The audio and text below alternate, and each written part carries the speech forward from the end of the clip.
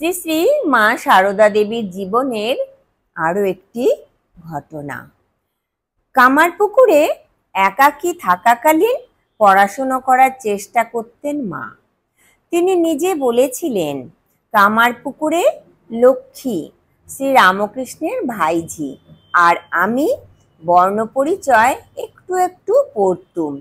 ভাগ্নে হৃদয় বই কেড়ে নিলে, বললে মেয়ে মানুষের লেখাপড়া শিখতে নেই, শেষে কি নাটক নোভেল পড়বে? লক্ষ্মী তার বই ছাড়লে না, ঝিয়ারি মানুষ কি না, অর্থাৎ বাড়ির মেয়ে লক্ষ্মী দিদি জোর করে রাখলে। আমি আবার গোপনে আর একখানি 1 আনা দিয়ে আনালুম।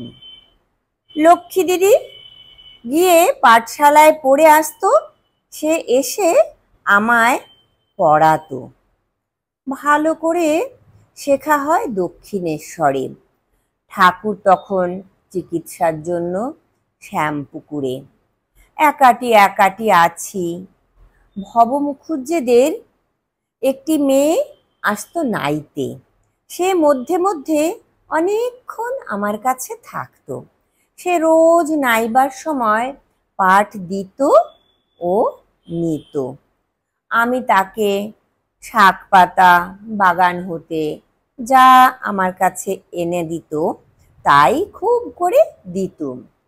পরবর্তীকালে মা রামায়ণ ইত্যাদি গ্রন্থ বেশ পড়তে পারতেন, কিন্তু লিখতে বেশি পারতেন না। মার এই বিদ্যানুরাগ চিরকাল ছিল। নিবেদিতার স্কুলের উদ্বোধন করেছিলেন মা 1898 নভেম্বরে।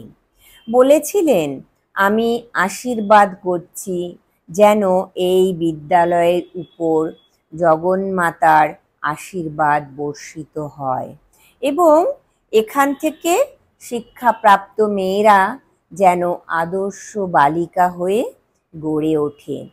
এই স্কুলের ছাত্রীদের প্রতি মা বিশেষ স্নেহদৃষ্টি দিয়েছিলেন। যারা পড়াশুনো করতেন সেই সব মেয়েদের মা বিশেষ প্রশংসা করতেন।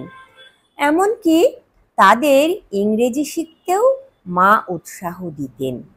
19বিংশ শতাব্দীর শেষে একজন অশিক্ষিতা গ্রাম্য মহিলার এমন দূরদৃষ্টি ও উদার মনোভাব সত্যিই বিস্ময়কর।